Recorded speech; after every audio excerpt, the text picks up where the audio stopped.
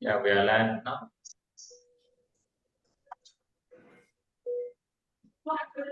Hi, good evening, Bhante, and all Kayana Mitra, Sukyoto. I am Brother Lim, and welcome to Sutta Discussion Day 84 by Bhante Dr. Kango Davila Chandima. Tonight, we are going to discuss about the third classes of Pattakamma Sutta with topic Lay People's Third Wish. This Zoom class is always open. So for those who are interested to join, please contact us on Ti-Ratana Amang Bedana Facebook messages or can directly register through QR code that's stated on our latest Sutta discussion prior. We have also uploaded the previous 83 Sutta discussion classes on Ti-Ratana Vihara Amang Bedana Facebook page and YouTube channel. Our speaker, Bhante Dr. Kando Dawila Chandima, is the senior advisor to Patisota.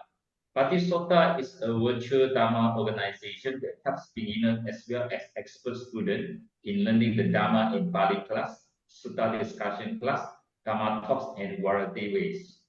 You can check the Patisota with the link www.patisota.blogspot.com.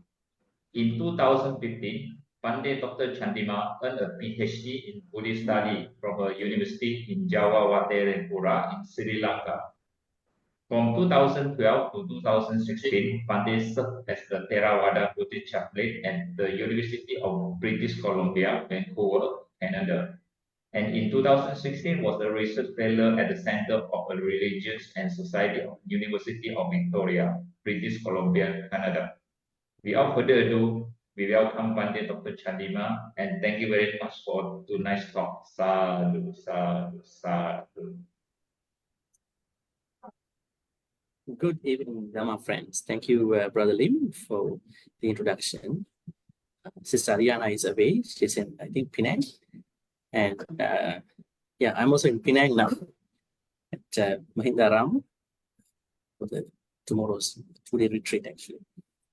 Anyways, so welcome back then to the Sutta discussion day 84.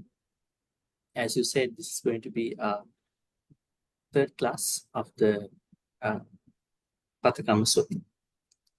When you say third class, that has a different meaning. Third class, but third class of the Sutta, the third day actually.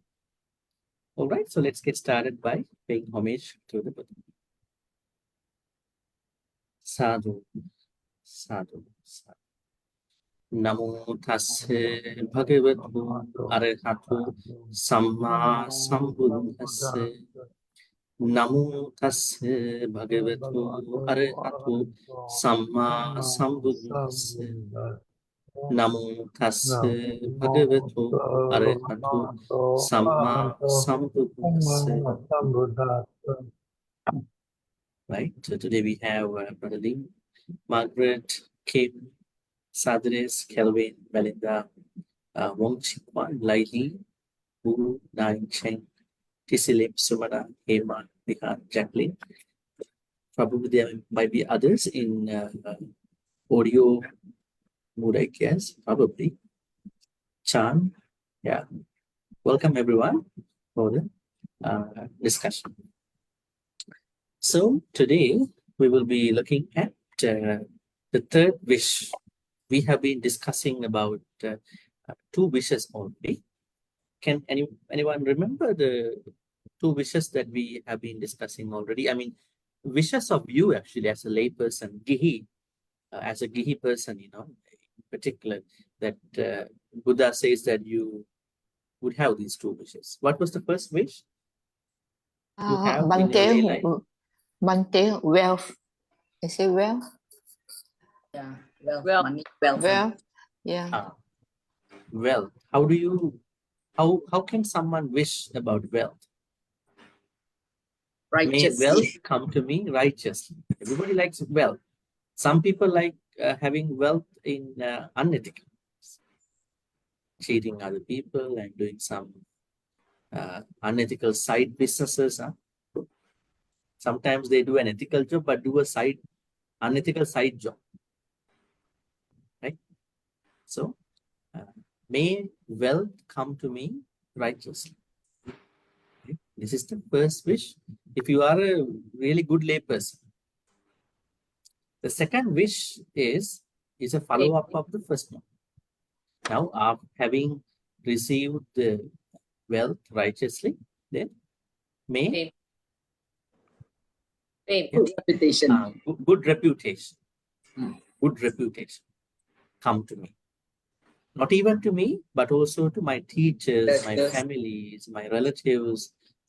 This is how two wishes have been discussed already. Right? Now, there is a third wish. Let's take a look at the third wish initially to understand in Pali. This is the third wish. Bhoge ladha sahadhammi yasang ladha sahanyati saha upajjai chirang jivami diga palamiti ayang tatiyo dhammo itto kanto manapo dullabho lokasmi. I wonder someone of you can read that just to get familiar with some Pali. Who would like to read this section? Otherwise, you will listen to what I say and then you will leave after an hour and a half, right? Just to get a sense of some Pali, you know. It's good to learn. Who would like to, who is bold enough, dare to recite this Pali reference section? Kim, yes, let's go ahead. Until I try. Yes. But it's splitted up. It's not like all in one page. Yes. Can you see the screen over here? Yeah, I can. Bogate, from Bogate until Okay. Lokasmi. Okay. Boge lada saha mina yasang lada saha nyatihi saha upajihayehi jirang jewami dikha mayun palamiti ayang tatiyo damo ito kanto manapo dulabo lokasmin. Overall, it's good, but there were slightly certain areas like this section, the first, what you call, second line of the first page, Dighamayung, then Palemiti. Okay? Palemiti. I can't see it. Where is it? It's here. This part and this part. Gamayun. Palemiti. Palemiti. Yeah, great. Yes. All right. So Thank you. now let's see the translation. Bhoge ladha sahadam. This is the first wish. Here, it's the first wish. Having received the wealth in ethical ways, righteously. Then, second, yasang ladha sahanyati. Sahanyati is saupajjai. Yeah? This is the first wish. Second. That means having received the good reputation, not only to me, but also to my teachers and my relatives and my teachers. Now there comes a wish, interesting wish. Chirang jivami. Now the subject has been implied over here. You don't see the subject. What is the subject over here? If it is jivami, aham. Aham. Aham. Why do I say there's a subject? There are many places in Pali language where you have to take the idea, subject, from an implied sense. Can you give me an example? You don't see the subject. You don't know who is doing that, but you know who is doing that. But it is implied. Can you give me a very, very simple example? Vandami Bhante. Vandami Bhante. Who is respecting? Who is worshipping now? Ahang. Ahang. Ahang. Vandami Bhante. Now the difference is in English. In other languages, you might see the object comes at the end, but sometimes it comes in the middle. Another very good example, 5 precepts. Who is taking the 5 precepts? Panatipata Veramani Sikkapada Samadhiya. Adinadana Veramani Sikkapada Sam. Who is taking them? Aham. Aham. Panatipata Veramani Sikkapada Samadhiya. I refrain. I take the precept of refraining from killing. I. So where is I? I is implied. You have to know that. What is ahang? Yes, Kim? What is ahang? Ahang Aham is means I. I. The Pali word I. for I is aham. I. Ah. Aham. See, aham.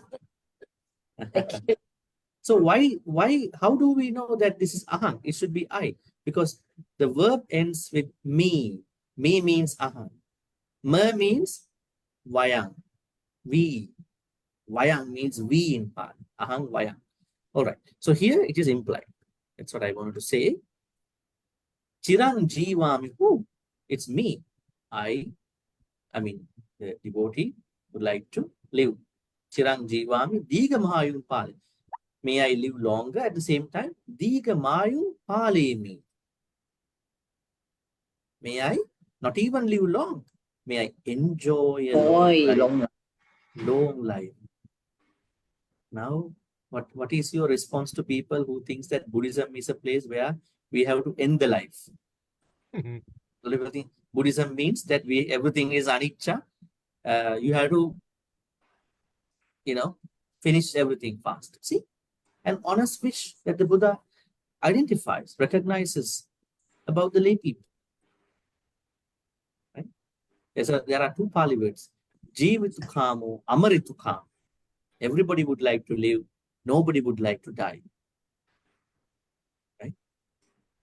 But there are places where people may have some thoughts of dying. How do we call those kind of thoughts? Suicidal thoughts. Suicidal. It's a big issue in the modern world. Now, in some countries like Canada, Switzerland, they have these legal provisions where if you cannot bear the pain, you can write down that doctor can inject a lethal injection. Right? So the doctor, with what kind of compassion, is going to do that? They think out of compassion is going to inject the lethal injection, so the patient is going to die. It's a big, it's a long, deep debate. Actually, I saw probably an year ago, there were some women, 3 women, who were missing in a trip. US citizens. They went to Switzerland, but they are missing now. Then they found out in Switzerland, they have this professional, what do you call, honor killing. That means when you sign up, there are a lot of companies. Sign up, they will inject. When you die, after you die, they will do the rest. So those women went for that service. Right? So it was a very, long debate. Just because you're an adult, can you simply give somebody to kill you? Right? I mean, you might probably understand this from a medical point of view. Let's say somebody has a cancer that cannot be probably cured. Then that person might, right, maybe consent to somebody, a doctor, medical professional, that I don't want to live. This is an unbearable pain and I want to die. I want to end the life. Now, I'm bringing this idea, the euthanasia. This is what you call euthanasia. This euthanasia or honor killing, because it is the polar opposite of this idea of a layperson. Now here, an honest wish of a layperson is, not even a layperson, everybody, that may I live long, not even may I live long, may I enjoy my living. Interestingly, that's very important. Nobody deserves to live without happiness. We all deserve to be happy ethically, without troubling others. So Buddha clearly identifies this need of everybody. So this idea of living longer, we have to discuss in great details, because this is one of the wishes. Where do we begin this conversation about living long. Now, if you go to a sutta like Pattakamma Vibhanga Sutta, this is one of the suttas.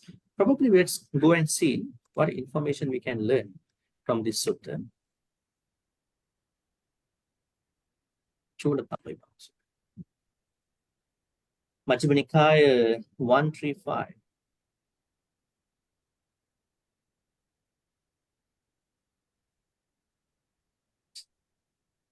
Bhante, Yes.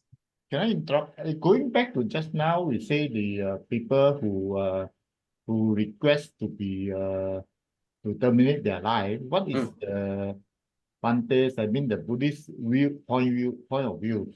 Is that considered killing?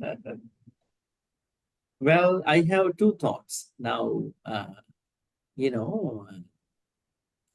I've been living in Canada and I'm a Canadian citizen myself. So if I look at from the Canada side, Western perspective, even the US does not give the full authority for this. Even some states only authorize for this kind of thing. Well, I mean, according to their culture, they may justify this kind of thing. But from a Buddhist point of view, we cannot kill anybody, though they consent to us.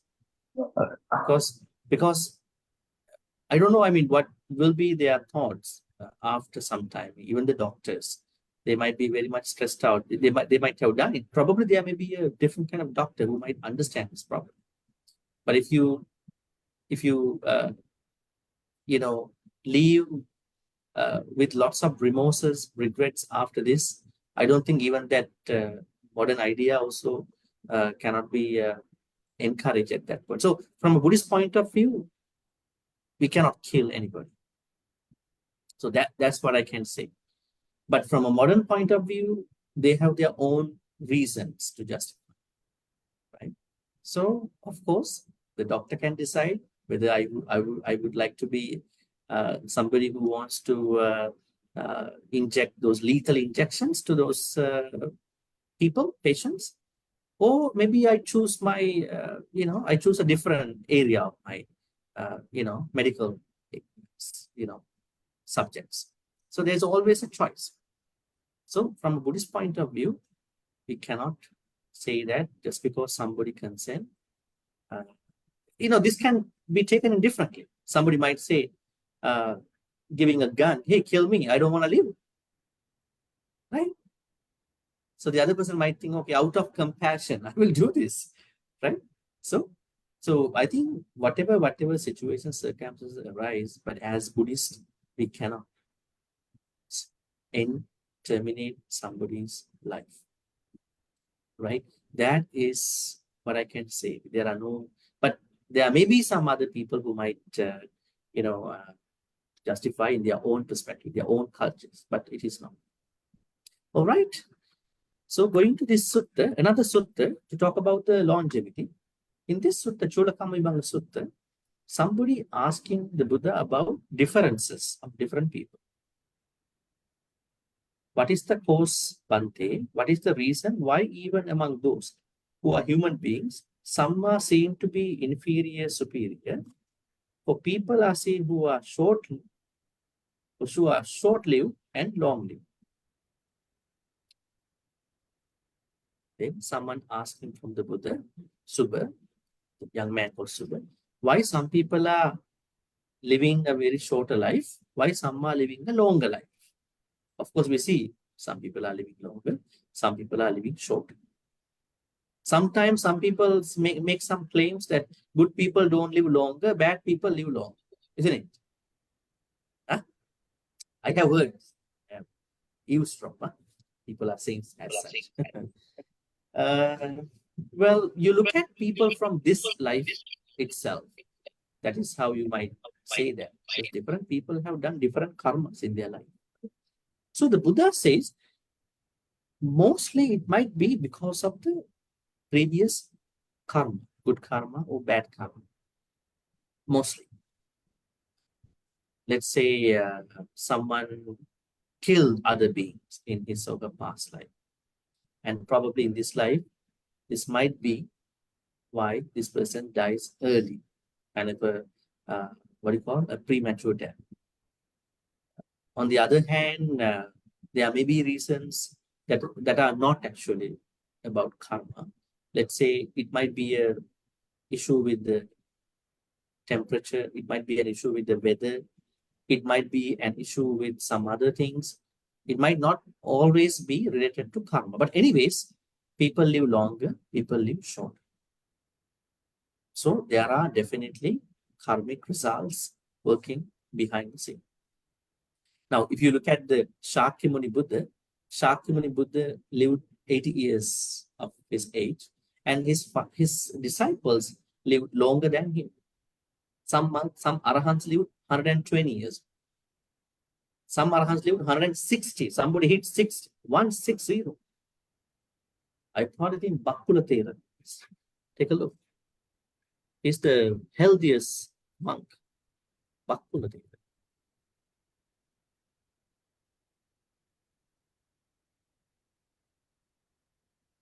Actually, I don't know, whether these images are really correct. They're actually drawing about, see.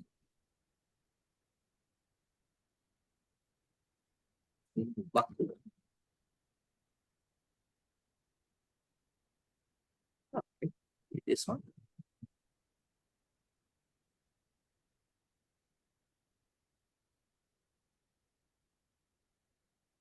All right, Bakkula Thera. We'll see. You can see according to the Bakkula Sutta, he was 80 years a monk. This is confirmed, where his age is given 160. And then he passed away. Well, let's see what is going on here. Yes, you can see what he had done to live that long. But anyways, this monk called Bakkula Thera, actually he's the healthiest monk. He's the healthiest monk, arahant actually, in the Gautama Buddha's sasana. It is said that he didn't even have a sneeze. Interesting, huh? No sneeze even. How much sneezing that we are doing? It is said that he did not even ask somebody to massage the back, even from the younger monastics. No back pain at all, no sneeze. What about the Buddha? He had dysentery, he had a migraine, he had back problem, back pain. That means just because someone became a Buddha, Sammasambuddha, the good karmas that are really necessary for spending a very healthy life cannot be compensated. Right? That is why even about the food, there were times the Shakyamuni Buddha did not get food. Right? It is said that I think during one Vassa, there were 2 host trainers invited the Buddha to take Vassa, but they forgot about the invitation. They forgot. Then what happened? The Shakyamuni Buddha and monks had to eat food given to the horses for the 3 months. Interesting. Think about how much luckier the modern monks are. Devotees are struggling. Hey, can I get a dana, Vassa dana, dana during the Vassa time. But the monk called Sivali was more blessed. And then, in a way, the Buddha usually used to ask from other monks when he goes for Pindapata, is Arahant Sivali, Bhante Sivali in the lineup? Because if he comes with them, they are definitely getting Pindapata. Interesting. So there is no argument, there's no doubt about it. And there was another monk called Losaka, Losaka, Losaka. Even he gets Pindapata into his Pindapata bowl, the food is vanished, disappearing. He done a very bad karma in the past life. According to my memory, what he did as a bad karma to disappear, even the food he got into his alms bowl is, it was a past incident in a past life. He was a chief monk in a temple. And then one night, another monk came to this temple. just to spend that night. So a devotee was there in that temple at that time when the other monk came. Then the devotee told this monk, this Losaka. Losaka was an Arahant monk in the Gautama Buddha's time. To this Losaka, Bhante, Losaka's that previous life as a monk. The devotee told Bhante, I saw the other monk also came. So when you come for Pindapata in the morning, can you bring that monk also? Right? So the Ayaka wanted to offer dana. So now there are two monks. But this monk was not happy about it. For that invitation. He simply wanted the Dayaka only to offer to himself. Then what happened? In the morning, he I would say, in a very, what do you call, secret way, he knocked the door, just to say that I knocked the door. He left for Pindapata. So the Dayaka filled his alms bowl with much food, and then also gave another bowl to give it to that monk. On the way, he was very unhappy. He threw that alms bowl onto a paddy field. This is a bad karma that is coming after. He became an Arahant in this life, Gautama Buddha's time, but now he is not able to keep the food because everything that devotees are offering into his bowl is disappearing as a past bad karma. Then one day, Arahant Sariputta, actually he became a monk under Arahant Sariputta. He saw that now this monk is not getting any food. He is getting, but he cannot eat. So he said, okay, now it is, I think 12 past something after afternoon time. I will go Pindapata. Have you seen any monk going Pindapata after 12? Not usual, but Arahant Sariputta went for Pindapata because Pindapata is not only for morning and lunchtime. At that time, a lot of devotees don't know this. They think only for morning and lunch. Monks used to go to Pindapata for some other appropriate food like jaggery, sugar cane, right? Because they didn't have rooms at that time. Nowadays, Sangha have rooms. So they can bring something. They can bring some snacks into their room. So they can have whenever they feel thirsty. But at that time, they have a room. So every time they want something, they had to go for Pindapata. But that Pindapata, which those monks went, they were expecting relevant food that are necessary at that time. Now, Arahant Sariputta went for Pindapata. So he got jaggery or sugar cane or those relevant things. We call them Chatu Madura. Then he came back to the temple. Then he said, I am not giving onto your bowl. I will feed you with my hand. Because if I gave to your bowl, this food also will be disappearing from your arms. So he fed him. See the karma. We done a bad karma. And there was another incident about karma. There was one monk.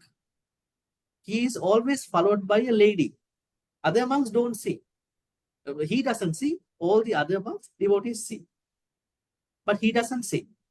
It's a bad karma he did to this lady in a past life. So devotees are thinking, how come the lady is following this monk all the time? Like it was a little highlighted. So then King Kosala told that monk, Bhante, you better not go for Pindapata. I hear a lot of comments from people. I will send food to temple. You stay in the temple, let other monks go for Pindapata. This is the first time that that devotees used to bring food over to the temple. Otherwise, all the monks had to go for Pindapata. So why this was happening to that monk? A past bad karma.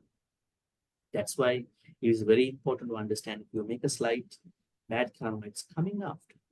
Cannot avoid sometimes. Whatever good karmas you may be doing, they might not be able to. Now you might perhaps think, Arahant Losaka, he is an Arahant. But still he is not getting food into his bowl. They are disappearing. So the idea here is that most of all, someone is getting longevity due to good karmas in past. What kind of good karmas? Not killing any being. This is the good karma. Right? This is the first precept. Not killing any beings. But we have to understand how does it happen. Right? Not killing has to be practiced in a very wise way. Now, let's say you are driving on a highway, suddenly an animal comes to the road. You are driving so fast. Your speed probably 110 or 20, right? There are so many cars behind you, but the animal is now entering the road. Can you stop your car? Is it appropriate? Is it how the driving codes advise you? See, do not jeopardize other people's lives just because there is an animal. This is the driving code, because if you stop, there are many cars are going to crash onto you. Many people are dying. So our Panatipata is such a very wise one. That means we really try to save animals. We really try to save everybody, but there may be times we have to make the better decisions, wisest decisions. So Panatipata has to be practiced with some understanding. Otherwise, your precept will be the precepts of so-called infants, 3 months old infant. I always say, a 3 months old baby does not kill. 3 months old baby does not steal. 3 months old baby does not misbehave, doesn't know what it is actually at all. 3 months old baby does not lie, is young. Small ones don't lie. And 3 months old infant does not know even about drinks and all drugs. Then 3 months old has better seal than you, isn't it? Isn't it? 3 months old, you may have granddaughters, grandsons, then they must be more virtuous than you, is it? No, that's a lie, he says. The Buddha says, mere avoidance of actions is not sila. It is the intentional avoidance of those actions is the sila. You know that this is not good to kill. It's not good for me, not good for them. It's not good to steal. It is not good for me in my sansaric life, not good for other people's life. Not good to misbehave. It's not good for me. It's not good for somebody. What are the repercussions of misbehaving? Breaking up, divorces. See, I mean, don't take it exactly, but if you break somebody's dearly cordial relationships, it will come back to you. Definitely, this life or maybe next life. So we understand why we are not supposed to do as such. And the fourth thing is lie. If I lie, then what will happen? Actually, I cheat on me. Not I cheat on other people. I cheat on me. Because we may need 1,000 lies to cover one lie. You may have made a mistake, made a lie. Then you are going to cover that lie with another 999,000 lies. Still keeps going. So you know that when you are lying, you are not even lying to other people, you are lying to yourself. And then you are misleading other people. They will make bad choices because of it.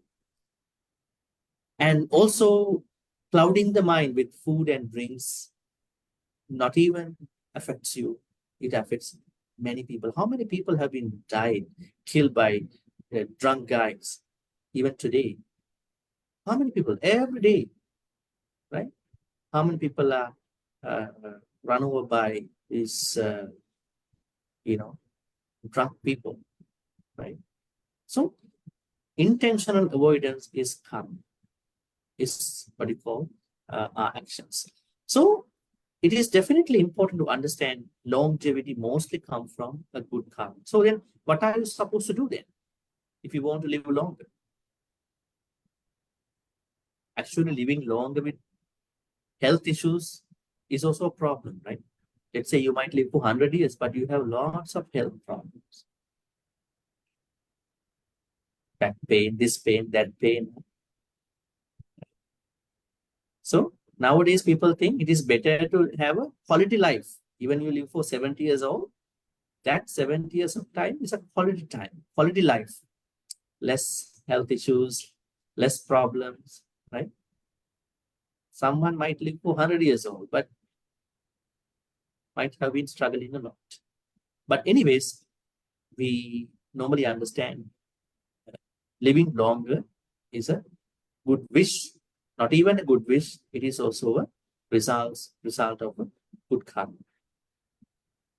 So what are the other issues surrounding this wish? Now, let me ask you, as a Buddhist, or I would say someone who is following the Buddhist teachings, what have you ever heard about this longevity? Now, when you go to the temple, the monks going to bless you, right? How they bless you? I want to know whether you understand their blessings. Or you might think, oh, Bhante, give me a blessing, so I think I'm happy. But I'm just curious whether you know what they are saying to you. How do they bless you? They chant. They chant different suttas. Somebody is asking, live long, but not healthy means bad term. I will come to that later. All right. So, what is the nature of their blessings actually? Let's take one example. Sabbitiyo vivajjantu. Sabba rogo vinasatu. Mate bhavatvantarai. Sukhi dighayu. See, there comes longevity. We'll discuss that. Sukhi dighayu. Now let's translate. Sabbitiyo vivajjantu. Meaning, may all your bhitiyo. Bhitiyo means fears, different fears about life, fears about my health, fears about my family. I think some people have lots of fears, even they are very insecure about their insecurities. They also fears. May all your insecurities, see, if you are fear stricken, then I would say, may all your fears go away. Sabbitiyo vivajjan, go. Then sabba rogo vinasahu. Sabba means may all. Sabba means all. Rogo means sicknesses, illnesses. Sabbitiyo vivajjan. Sabba rogo means may all your illnesses go away. Now the problem is, just because someone says may all your fears go away, may all your sicknesses, are they really going away? That's the question. So we will come to that point after, right? I mean, but they are good wishes. Though it happens or not, good wishes. We have to make good wishes. And then the third one is Ma te bhavatvantarai. Ma te. Ma means M long A. Ma means no. No. Ma means no. Ma te means you. Bhavatvantarai. Bhavati antarai. May you not meet with any danger, any accident. May you not meet with any accident or danger. That's a good one, right? You hear this every morning, huh? May my fears go away. May my, illnesses go away. May I not meet with any danger. Right? Then, the last one, Sukhi Digayuko. Sukhi means happy. Digai, may you have long life. Also, may you be well. Sukhi Digayuko. What an interesting blessing, huh? But the problem is, I don't know whether how many of you knew the meaning so far. If you haven't known the meaning, I think you get only a partial blessing, 50% of blessing. Because you don't know what they are talking, right? That means when you know what they are talking, you get the full blessing, right? When you know what they are talking, like let's say someone is saying a blessing to you in Hokkien language, in Mandarin. You feel it, huh? You feel it. Oh, really? Bottom of heart. Your language. Maybe in English. But I go to Africa, an African man is going to give me a blessing. I don't know what they are talking. Maybe a blessing. It's a blessing, but I don't know what they are talking. Right? So this is how we have to understand about the blessing. So the idea is that Digayuko comes in. Longevity comes in. This is one stanza the venerable monks always use. So there is Digayuko. They wish, may you have a long life. Then the second one, Bhavatu Sabba Mangala Rakhantu Sabba Deva. It's very famous stanza. Bhavatu Sabba Mangala. Do we have this Digayu longevity?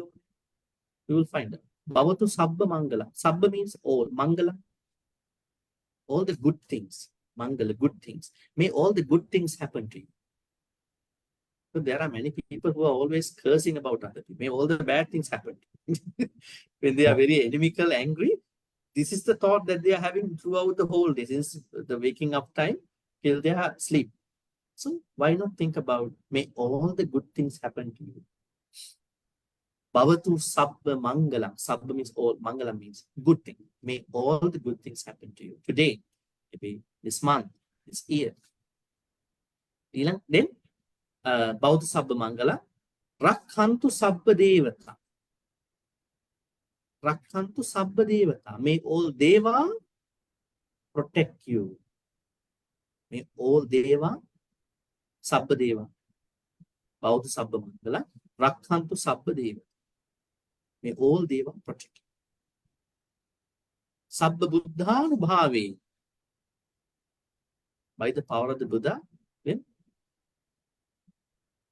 Sabba buddhanubhavena sada sutti bhavantu. May you have this, what you call Sotti. Sotti means health, wealth, everything. Sotti. Means Sotti. You see, etena satchena suattihu. May you have all the blessings. So you see the Digayipu part over there. Now if you go to a stanza like Nakkatta yakka bhutanam papaggahane, that's even more interesting. Nakkatta yakka bhutana.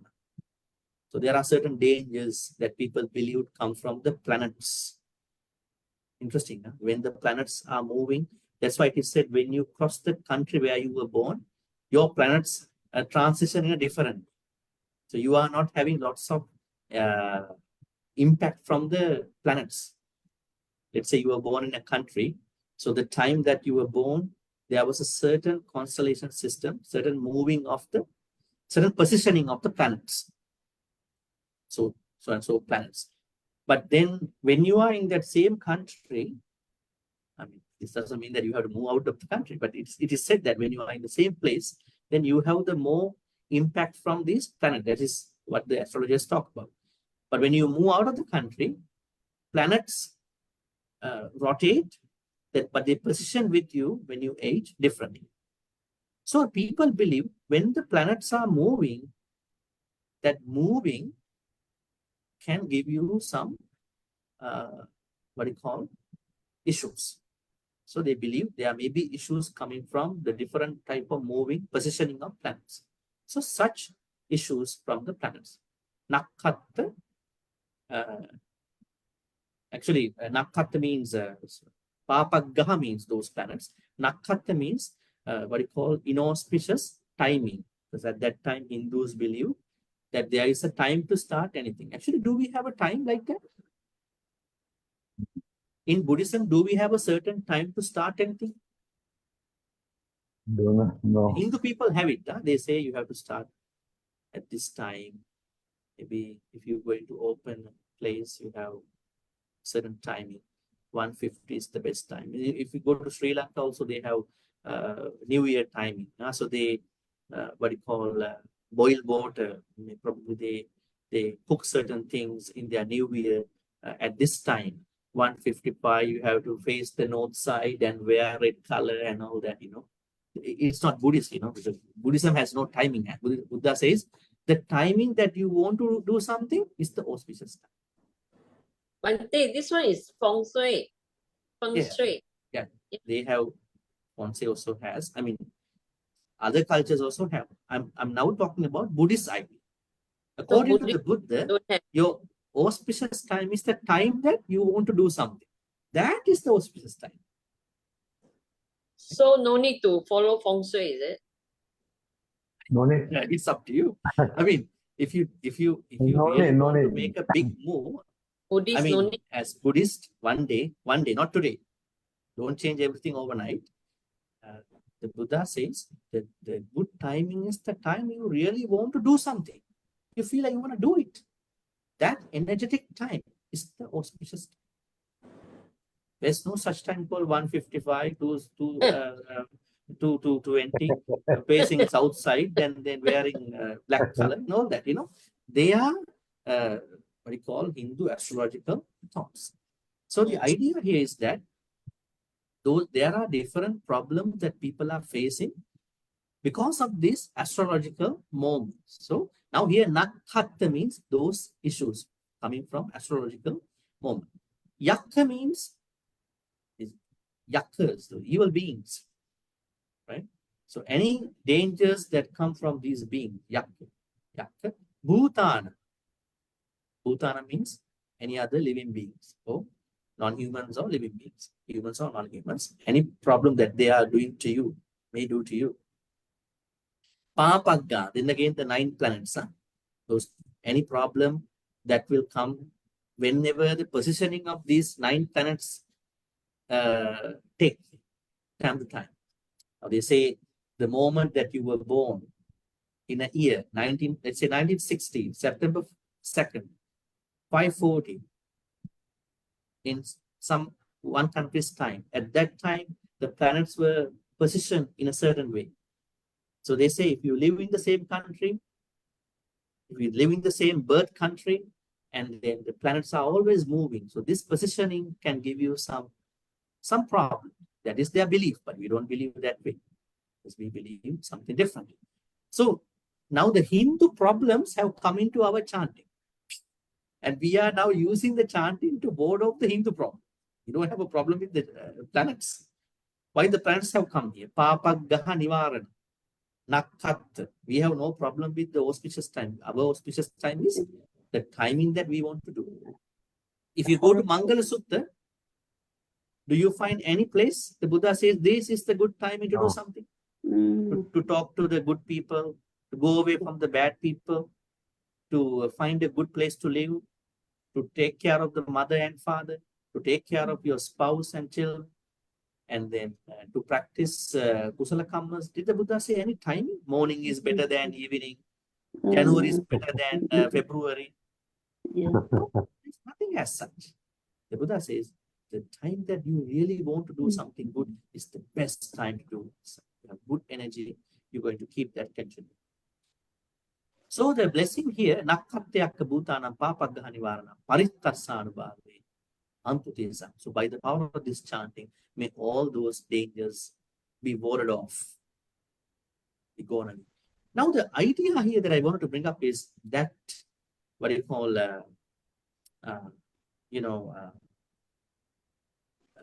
Digayuko. Sabbitiyo vivachantu sabbarugo vinasatu mate bhavat mantaraya sukhi digayuko bhav. There is an honest wish that may you live longer. Somebody is asking a very good question here. Then what about Kalena Dhammasavana, Kalena Dhammasakacha? Interesting. Why did the Buddha say, listen to the Dhamma at the right time, discuss the Dhamma at the right time? Why is it? Okay, what is our right time here? Is it 8:30 is the right time to listen to Dhamma talk? Now 8:30, we start at 8:30 and we finish at 10. Is it 6 p.m. in a temple's Dhamma talk? That is the right time? No, there is no such timing. We conventionally make a timing because people can come. We are looking at a convenient time. Kalena Dhammasavana, Kalena Dhammasakacha means it is not about a particular conventional time. It's about the suitable environment. Let's say you are cooking, you are cutting, you are then washing, and then you are listening to a Dhamma talk. I mean, an example, you are cutting, cooking, right? And then you might say, no, Bhante, I'm very busy. I have no time to listen to Dhamma talk. That's why when I cut time, chop time, I listen to Dhamma talk. That is the problem here with the Kalena, because you are not ready to incorporate Dhamma into your life. Dhamma, listening to Dhamma is not listening to Dhamma. You should be able to bring into your practice. How are you going to bring to your practice while you're cooking and cutting? While you're taking a shower? So the Buddha says, give some respect to that particular activity, then it will instill in you. Other than that, there is no particular timing. I mean, what you call 8, 9, 10 as such. So I get a lot of questions now. I will save them for the Q&A, not answering, otherwise our focus will be changed. So there is no as such, I mean, a particular timing, 5 a.m., 6 a.m., 7 a.m., 8 a.m. But Kalena Dhamma Savana, Kal Dhamma Sakaccha means whenever you listen to Dhamma talk, whenever you discuss Dhamma, give some respect to them. That respect is that timing, right? Let's say you are really dirty and you have no good mindset, but you still turn on the USB, you still turn on the YouTube. You think that just listening to Dhamma talk that way is okay for you because you have time that way, but you are not ready to let the Dhamma come to your life because you are dirty and you are not prepared, you are not ready, you are not ready yet. You simply want to use that timing for that thing also. Finally, after many years, you may have been listening to many Dhamma talks, but many Dhamma talks you've been listening while cooking, while doing other things, but nothing has gone into your life because they were not really listened in the proper way, right? That is how we understand. It's like that somebody is driving with the chanting, hearing the chant, thinking that if I die on the way, I will go to the heaven. That's kind of a crazy thinking. When you drive, Buddhist thing is drive properly. When you listen to chanting, you may listen to chanting sometime, then you will become very relaxed. When you relax, your focus will be changed. More danger. You are driving, you have what do you call? You have responsibility on the road. If you are more relaxed, you might not take the responsibility. Dangerous. When you drive in time, drive. When you're cooking, cook properly. At least people will comment on you. Today we are having a very good meal because you have paid enough attention to each cutting, texture, maybe salt intake, everything. Right? Can you have a lame excuse? Today maybe the food was not good, but I was listening to Dhamma talk. Maybe I have some extra sugar and extra salt. Right? Anyways, so this is how we are looking at the timing. So the Buddha says that, anyway, these are additional stuff, that expecting a long life is not a problem. And lay people, almost everyone, wishes a long life. And there's no problem to wish a long life, not even a long life, a happy long life. Right? So that is the necessity. Even if you take many other suttas, you will see that longevity has been discussed in many ways. So whenever one of your Kalyana Mittas is to say that I want to live longer, you cannot right away bring up these anicca, dukkha, anatta, right? It's a different layer. You cannot live longer because of anicca. Actually, if you practice anicca, you will live longer because you know every change. Now I'm in my 60s, I'm in my 70s, 80s, but I see my life differently. Right? I see the importance of my life. I eat according to my age. I think according to my age. I live according to my age. That is very important, right? If this is going to be switch change, then there may be issues. So longevity is important. And how can you make yourself, into longevity? It is by practicing the first good karma. I would say the first precept, not killing, trying your best not to, take other people's lives, other beings' lives. Any questions so far? Before we continue about longevity.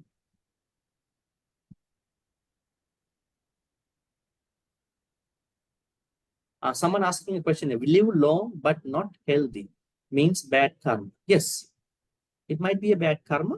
It might be a problem in this life too.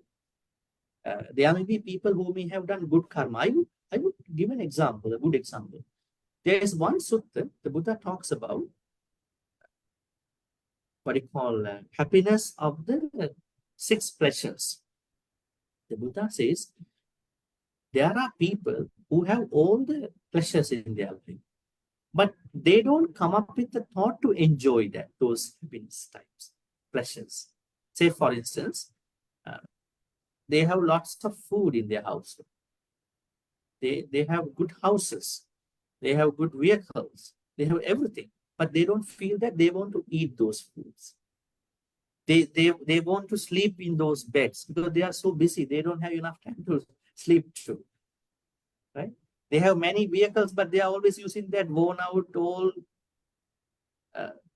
vehicle. They don't feel that, their mind doesn't say, hey, go use that car. Why? The reason is, the Buddha says, they have done the good karma. They have done the dana in the previous life. But when they done the dana, they had a lot of expectations. May I have this? May I have this? May I have this? May I have this? Lots of expectations. So when you have lots of expectations, you will get what you did, but your mind, you don't have enough thoughts to enjoy those happinesses. Interesting, huh? So I think for your question, you are asking a similar question over here. The question is, some people live longer, but not healthy. That means you may have not killed other people in past lives, but you may have tortured, bullied other people, mentally, physically, emotionally. Have you seen people bullying other people? Always try to pick on somebody. Otherwise, they don't feel that they are living on that day. They want to pick on somebody just to pass the day. So when you pick on other people, you are bullying that person. So you are harassing that person's life. The Buddha says, the second thing is that there are people who are living, but they have lots of health issues. The reason could be, one of the reasons could be that those people have harassed other people with sticks, knife, other things, bullied in past lives. Then now the good news is what? As Buddhists, are we just letting everything happen? No. The good news here is that even from today, if you think that you have a problem, you are trying to help other people, not to bully other people, not to even hurt other people, even with a single word. Right? So that is how you're going to minimize health issues that are coming from karma. Right? So the idea that people live longer but with a lot of health issues could come from karma also. Like some people getting everything in their life, but they don't feel they want to enjoy them.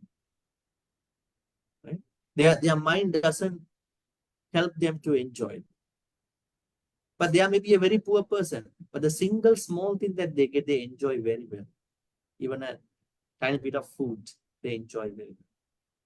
Because whatever they have done in the past life, they have done it in the proper way, not expecting things. So longevity is very important. Longevity here means living longer with a quality life. That quality life has so much of happiness. All right, any questions about this before we probably expand a little bit more?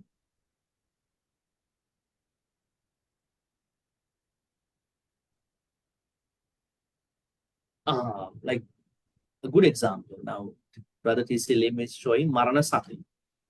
Now, if people like to live longer, why you showing Marana Sati? Why we have to think about Maran? Death. That's a good question, right? Why do we have to think about our death? Interesting, huh? Well, how would you explain that? Because you are every time you are showing that to us. So you have to explain to us. Why is Marana Sati that important? Because death can come anytime. Death can come to us anytime. I think we all know that we are going to die. Yeah. But the problem is we are not ready. Right? Yes. We are not ready for that. Many of us are not ready. Why is that? We have a lot of priorities to do. But will the death wait till we finish everything? No. He will take the time that he wants to take. So we have a lot of priorities. A young person, a young family might say, I want to see how my children educate, study well, they marry. And then they think the life is then okay. But then they have to take care of their kids. Then they are happy with them. and then they have other priorities coming up. So they are not going to be ready anytime for the death.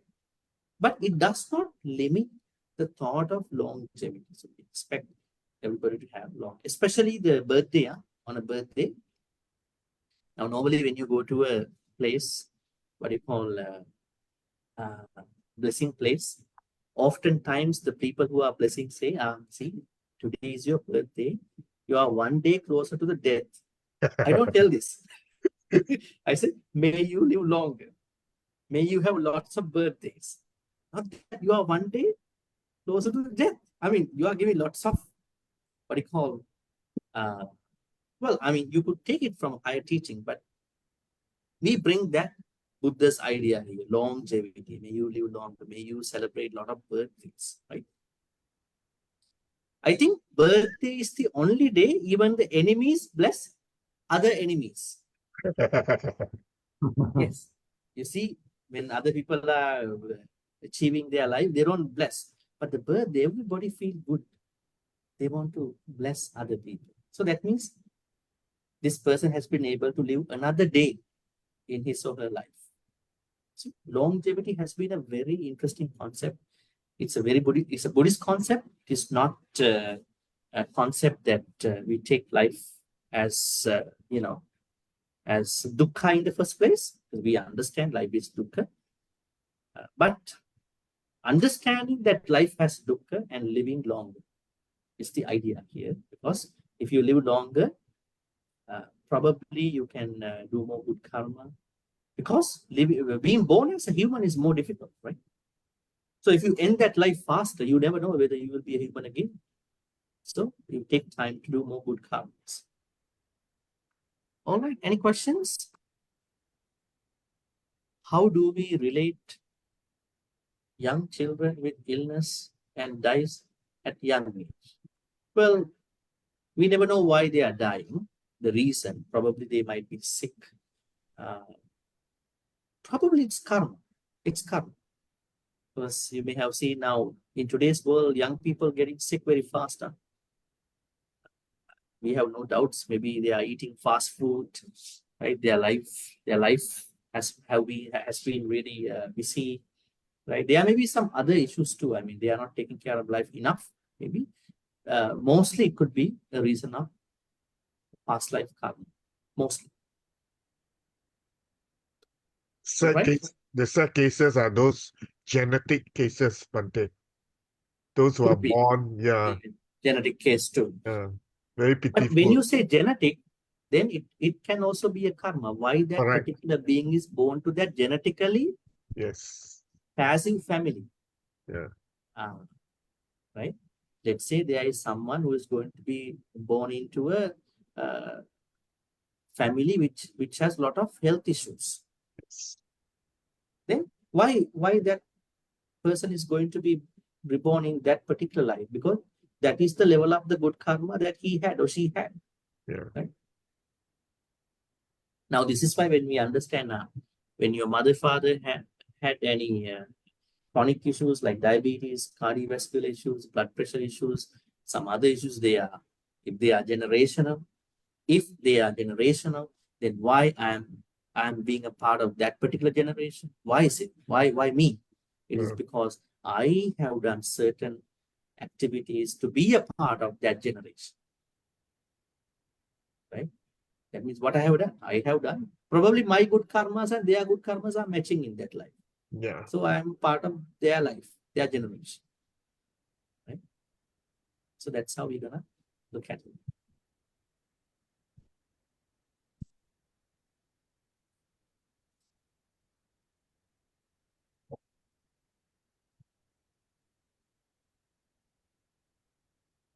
What are the other places where we see living longer?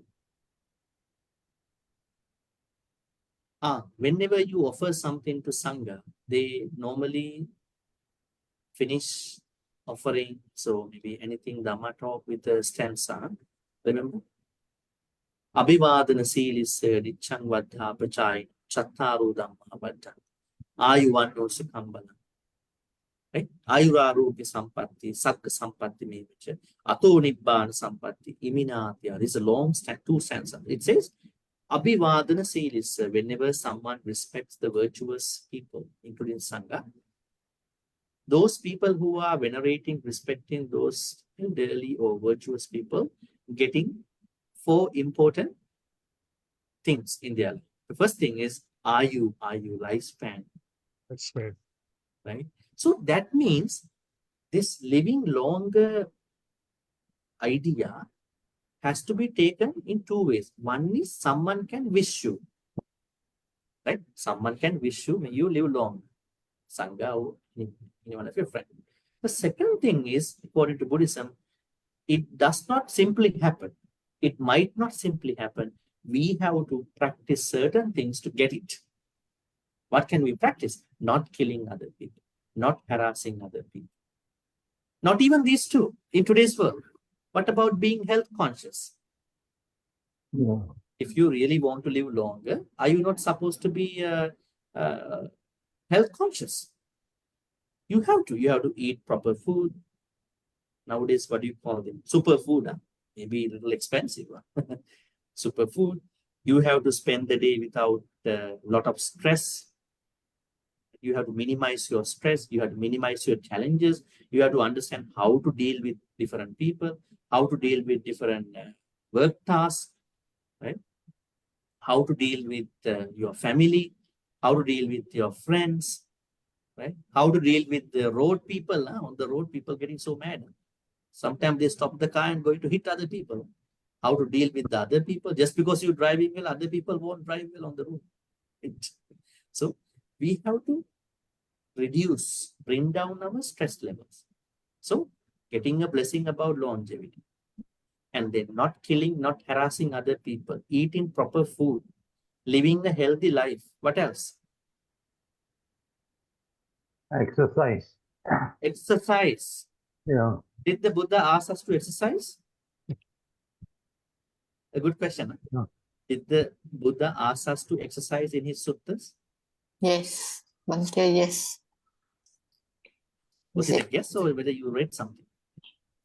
Because every time they said walking meditation. Walking. When you walk, do you a will lot of forget your walkings. problems, isn't it? If you walk, if you stay in a room every day, if you stay in a house every day, you see everything the same thing. Huh? Same thing, same clock, same door, same people, same food, same place. Right? So when you go out, you feel something different. When you do such activities, they are really going to be helpful for your day. That means in order for you to live longer, it is not even getting a blessing and also doing certain good karma, but also a lot of things that you can adjust in your life. I think a lot of Buddhists are forgetting about this. They would like to put everything into karma or to a blessing. You ask someone, how can I live longer? Maybe I get a lot of blessings. Huh? Maybe I don't kill anybody. What about your lifestyle? Why not? You try to bring down your stress level. You eat proper food. You have less stress, right? You sleep well, right? Good lifestyle, right? All these are going to be helpful. But a lot of people unfortunately take only the first two. I get a lot of blessings from Bhante, and then I don't kill. No, not enough. It's a full practice. Bhante, how Yes. about performing animal liberation with right understanding? That means you actually save lives. Yes. We call it Abhedana, right? Abhedana. Yeah. Abhedana means we are giving the dana of being fearless. Yes. We can release certain animals. Yes. That's a good dana too. Because, yeah. Actually, people do it to have a wish to live longer also. To live longer, yeah. Yes. Okay. And also now, if you go to Metta Sutta always says the proper way to spend the day, thereby you will live long. Now let's take a very, very simple Pali Gatha from Metta Sutta. Can you remember? Naparu paranni kubbete, nati manyeta katta chinanka.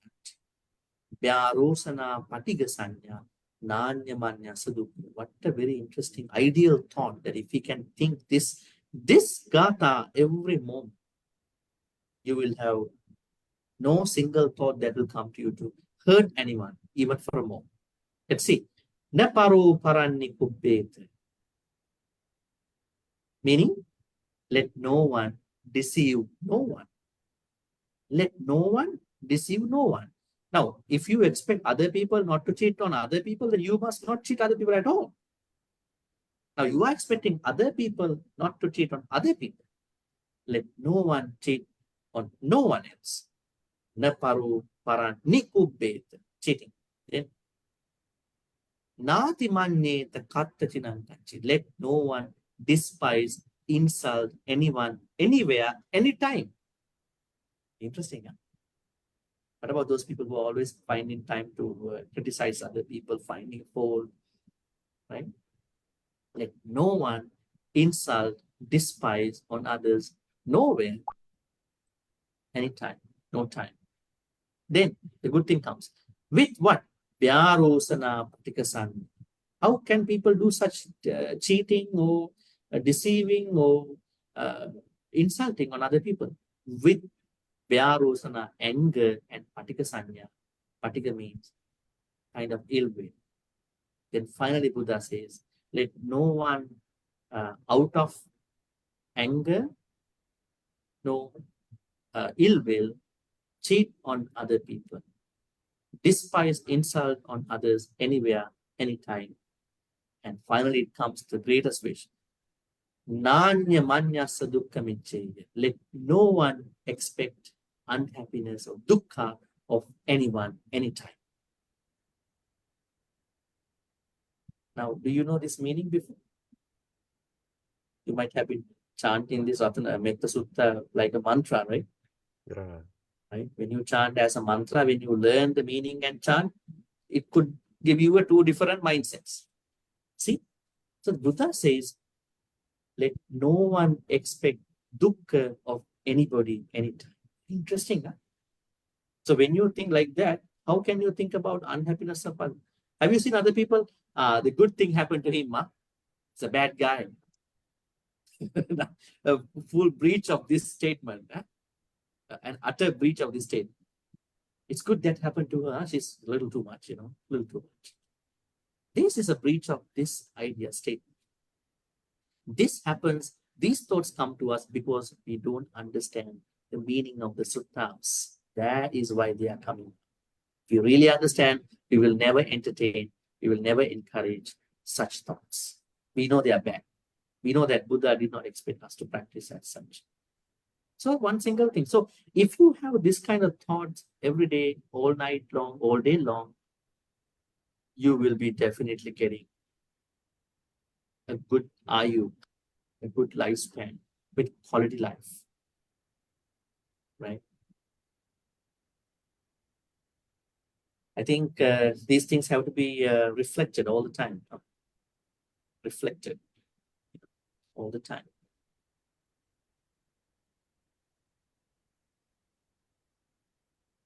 All right, any questions?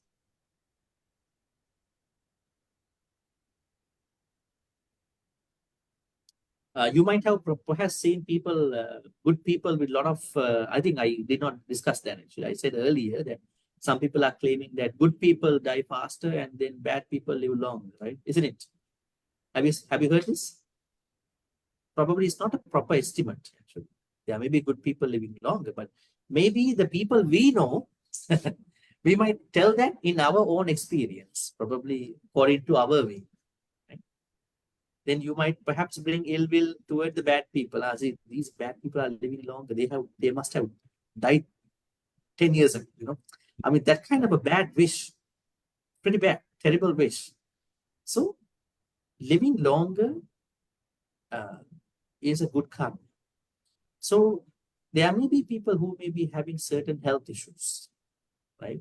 But we never know whether those health issues came as a karma or maybe as a poor way of spending his or her life. Now, say for instance, somebody is smoking the whole time in his life, right? 20, 30 over years, for whatever the reason, addiction. Then now he is getting a lung cancer, or she's getting lung cancer. Now thinking, oh, my bad karma, right? I got lung cancer, stage 4. My days are calculated, counted. Now, is it karma? No, is it a karma she made in this life? But there are other health issues that you may have no control over, like as you said, generational health issues. Maybe you have certain other issues that you have brought by yourself.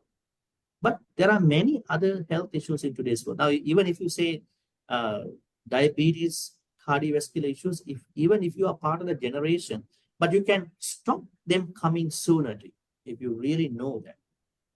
Now, in today's world, if a patient is selected for cardiovascular things, doctor is doing his or her maths. Who might take this in his or her family? Advising them, hey, you have to control your food. Don't eat compulsively, right? So we could do certain things, right? So there are many things you can do to improve your life from a Buddhist point of view. They are not anti-Buddhist. While you are thinking you have to get blessings, at the same time, you are doing certain things, good things, not to kill other beings.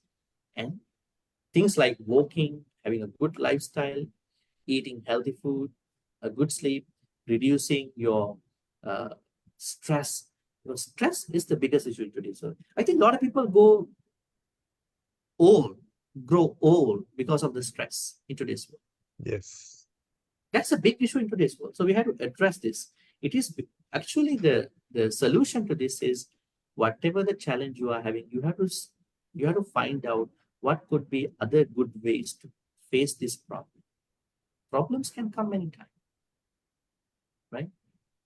But if there is someone who might think, I have a lot of problems, life is dukkha, right? Bhante also says all the time. So let me be taken over by the stress. No, that's not the Buddhism.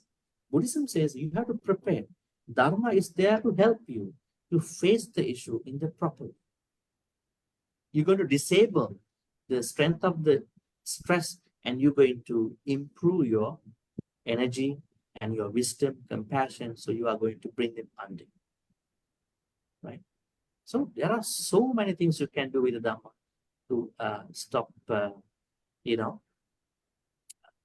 becoming older. If you stop becoming older, the modern world, they might say, you are trying to look at some rejuvenation practice. It's not, it's anti-Buddhism.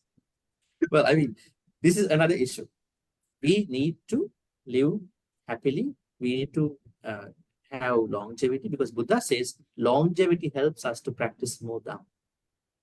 It is important to keep our life to practice more Dhamma. If you end the life, you never know where you're going to be reborn. You might be not. So it's a dangerous decision.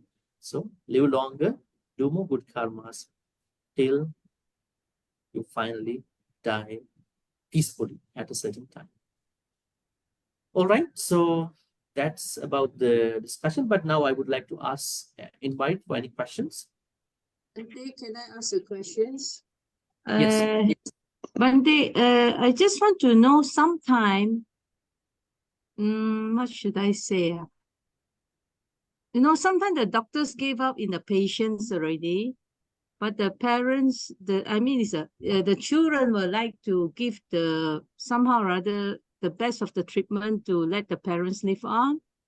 So as the person, the parents if I'm at that state, should we let go or should we continue to seek better treatment to continue life? Sometime at the critical moment. You got to remain, okay? Bhante, because I've seen sometimes the doctors, like dialysis patient, this patient should have gone long time ago. Why are you hanging on? And then there are doctors who say, her treatment, we have given the best medication already. Why you are hanging on?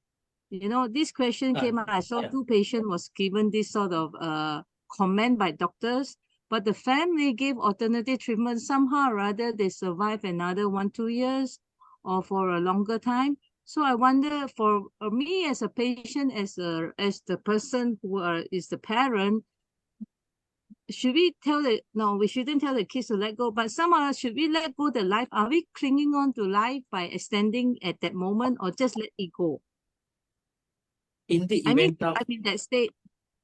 in the event of such a difficult situation, the first thing is to you know, have the siblings get together and then to discuss this matter in you know, proper ways. That is one thing.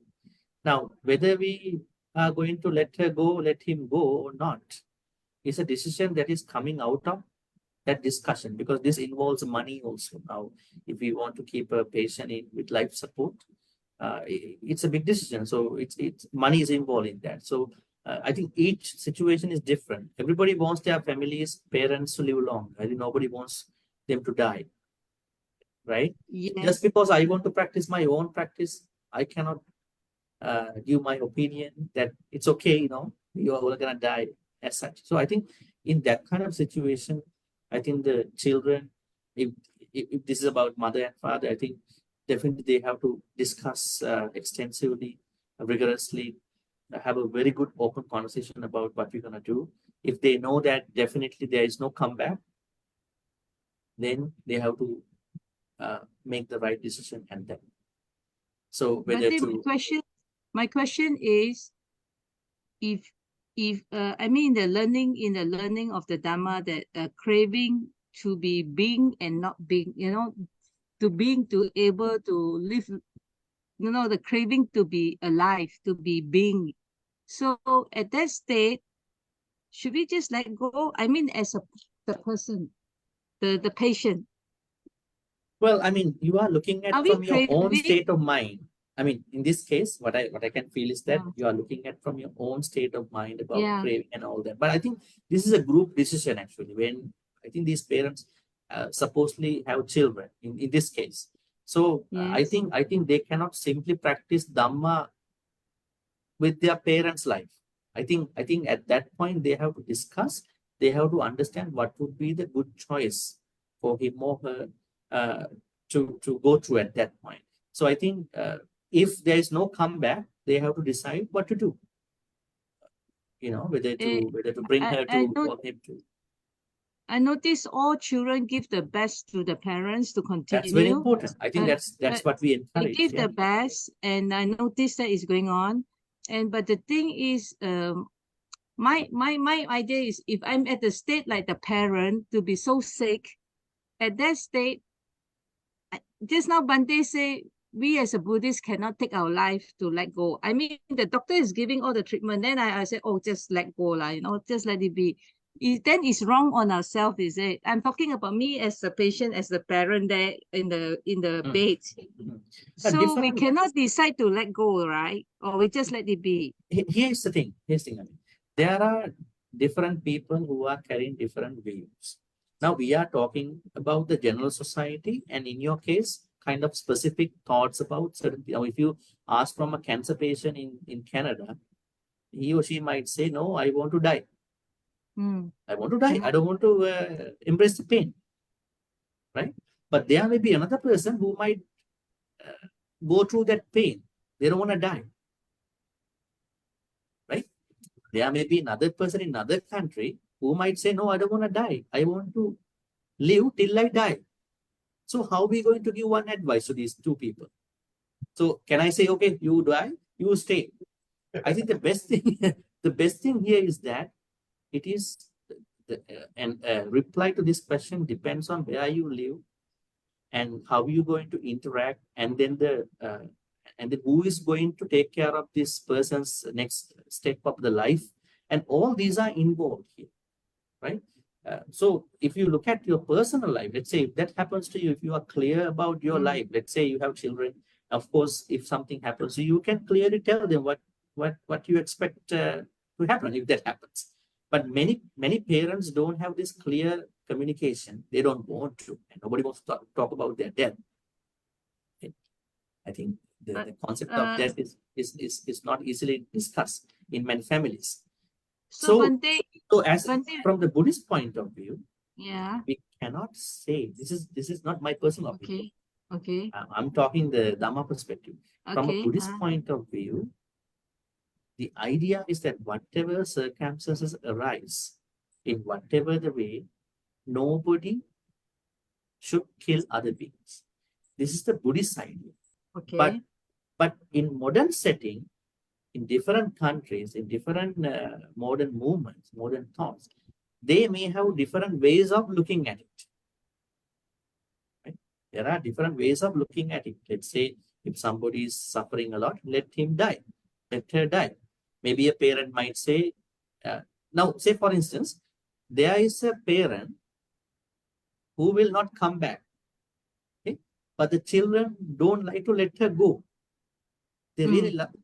They are so much worried about it. They have money too, so they can keep her with life support. So they will do. So they might say, we don't want our mother to pass away, father to pass away. Even with the life support, we are going to take care of the money socially. But there may be another family who might discuss and say, no, she will not come back, he will not come back. Let's discuss. We'll ask doctor to take out the life support. So what I'm trying to tell you is that, so we cannot give one Buddhist advice to these two families. This is the problem here. If I say one advice, that is going to be really un-Buddhist, because so what I say is that it depends on the so-called household, the so-called environment, the so-called country environment idea. That is what I can say from a Buddhist point. But Bhante, now the reality is last year I've seen 7 heart attack, okay? 7. And now the decision is, even for myself, I want to be also clear when things happen like that. I've seen one person with 100% block, 97 and 95. So at that moment, decision have to make whether to bypass or just go. So if it happened to me, that's why it's a decision. I thought to myself, should I just let go and go, or should I open the heart surgery? So it's happening now, because I find lately it's surprising with things is happening. Last year I saw 7 cases, and just happened to my colleague, 36 years old guy, who passed away with this scenario, 100%, 95, 94% block. And decision has to be made. The mother was having to make the decision. But then I come back to reflection. What if it happened to me? Am I going to open my heart bypass, or can I just let go? So if I let go, I never give a chance to the doctor to do it, and for my family. So am I clinging on to life by just continue to have a bypass and go through it? No.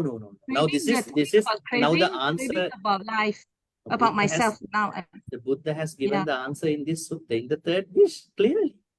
Now the Buddha says, living a longer life and expecting to enjoy the life is a wish that every layperson should have it. So if that is so, not going for the surgery and going to die might be a problematic idea, because let's say you go for the bypass. If you don't have money, if you cannot afford, that is a different problem. But if you can do, why don't you go for that? And then if the doctors say we can try, we can do, right? And then you try it out, and then you try to keep the life, not to cling to life, but to practice more Dhamma until you die. This is what I've been telling you all the time. That's what I want to know. If you live longer, let's say somebody's going to die tomorrow. If he thinks I will live another 3 days, I can do more good karmas within these 3 days. That's why when people come to Katina ceremony, we never stop any devotee. Why? We never know whether this devotee will come to the next Katina. Interesting, huh? Yeah. We never know the devotee who came to last year Katina. So this is a big problem in many temples, especially in Western countries. They have problems how to serve the dana. Is it a potluck dana, or is it a dana that people bring from their houses? This is a problem when they prepare the dana. It's not a problem to you. So we always advise, let anybody prepare dana, whatever the food that they want to bring, because we never know whether they will come back again for the next year, because another Yeah. 12 months to go, because you Yeah. cannot have Katina every month. So that's why living even a one day is important to practice Dhamma. Because practicing Dhamma means you will have certain, what you call, uh, development in your mind, right? That development is necessary. Let's say you end the life today, you haven't improved your life so far, you haven't attained a certain level of your meditation, then you end the life. You have a thought that it is, I feel like I'm clinging to my life. So what will be the next life that you'll be having? We have no idea about it. Because next life is such a very undefined state. I mean, the sort of which life we will be taking. So better to try. In case Okay. it won't try, what to do? We'll embrace that thing. Yeah. Even some doctors make some human errors, huh? So we die. Thank you, Bhante. I got the answer. Yeah, thank you, Bhante. Because Okay. sometimes it's in the dilemma, where are we standing on this issue? I appreciate that, because this is reality is happening now. So just to be prepared to know when the things come, we are ready, and we face through it. Thank you very much, Bhante. And I like to hear that it is in the third sutta today, like it's a wish of a long life. Yeah. Thank you. Let I the was death come. thinking, Yeah. I was thinking is against the craving of wanting to being. So Yeah, that let was me a let me dilemma tell you of- why this understanding comes to many people. It's not your problem. It's a problem to many people. Why is it? Because they listen to higher Dhamma teachings from some Sangha members. So when they promote Anicca Dukkha Anatta without looking at these suttas given to lay people, they're giving the monastic version of the Dhamma, the monastic version. So you feel like even to live longer, Bhavatanha, right? Actually, Bhavatanha should not be understood in this context. Lay people has to live. But for a monk, it could be a different case. Right? Remember why Buddha prohibited monks to suicide. You know the reason? There's one parajika where it says you cannot kill yourself. Interesting point. Very interesting. Now, how come then a Buddhist monk is to say, the doctor, you kill me. Can you kill me? Because I cannot take the pain. That is going beyond the Buddhist principle. The reason was that there was a man at that time of the Buddha. This man kills other people, like a doctor in today's world, in Switzerland. He does that. So monks who are very tired of meditation, they expired from meditation, they try so hard, but they cannot get into Sotapanna or whatever. They are very tired of meditation. They went to this guy, said, I am fully laid back now. I don't like my life. Please kill me. So he killed many monks. Then the Buddha said, stop doing this. This is Panadipata. You taking your life is Panadipata. Even today's world, if you try to kill yourself, if you didn't die, you get arrested by the police. That's the law. That's the jurisprudence in today's world. Anywhere in the world, you get arrested because you cannot kill yourself. So if this is the case, the Buddha says, having a thought to live longer cannot be brought to the tanha. Tanha means you are living to create tanha. But now you are living to lead a meritorious, wholesome life, because you never know whether you get a human life again. So you want to do a little bit more to advance your Dhamma practice. That is why we want to live long, not to just get stuck with the other small things. All Okay. right. Thank you, Bhante. I think we have now passed a couple of minutes. Okay, so we're going to now wrap this up. Let's reflect upon all the good karmas we've been accumulating today in all these ways by discussing about the third wish of everyone, which is to expect longevity and having a long life, happiness. It is not tanha, but if somebody is doing that just to go after certain craving stuff, it could be a tanha. But this is not tanha, because initially you want longer life, to do more good karma, to practice more dharma. So then you do die one day with lot of skillful activities. So you will continue the rest of your skillful life out. That is the benefit of this. So may all these good karmas we making today be transferred to all the departed ones. May they be well and happy. May they attain the supreme bliss of Nibbana. Sadhu. Sadhu. Idam me jati nang Namotu. huntu idam me jati nang huntu sukita huntu jatayo. Idam me jati nang huntu sukita huntu jatayo. May Deva Naga Mahidika receive all these good karmas. May they be well and happy. May they protect and bless all of you for good health, quality of life, prosperity. May they in particular bless you for your Dhammaja. May they finally attain the supreme bliss of Nibbana. Sadhu, sadhu, sadhu. Ittavata cha ammehi samdatang punya sampadang sabbe deva anumodantu sabda sampatti siddhya.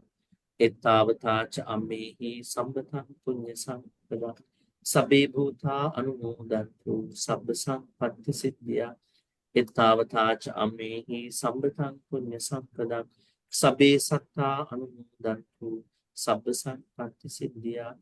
Akasattha ca bhummatta devanaga mahindika punyantang anumoditva chirang rakhantu lokasasanam. Akasattha ca bhummatta devanaga mahindika punyantang anumoditva chirang rakhantu desanam. Akasattha ca bhummatta devanaga mahindika punyantang anumoditva chirang rakhantu man paranti chirang rakhantu man sadanti. In this samsaric life, may we be able to be in the company of Kalyana Mittas, because Kalyana Mittas maintain, help, support our Dhamma journey. Self-inspiration, self-motivation about Dhamma is not enough. We need other Kalyana Mittas to keep our practice without making it dry, without making it boring, making it seamless, continuous, consistent. Think it does, we're going to make the vision. Imina punya kammena mami bala samagam satang samagamu yavani bana patantiya. Finally, may all the good karmas which we've been accumulated today be supportive and helpful for all of us to obtain the supreme bliss of Sadhu, sadhu. Abhivadana silisse nichang vaddha prachayino chattarum dhamma vadhanti ayuvanno sukham balam ayurarogya sampatti sagga sampatti mevacha atu nibbana sampatti iminate saminchatu. Sadhu, sadhu, sadhu. Right, so the discussion for today is wishing you a good night. Bhante. Good night, Bhante. Friday. Thank you, Bhante. Thank you, Bhante. Bhante. Thank you. Good night. Good night, everyone. Bye. Thank you, Bhante and everyone. Good night. Thank you.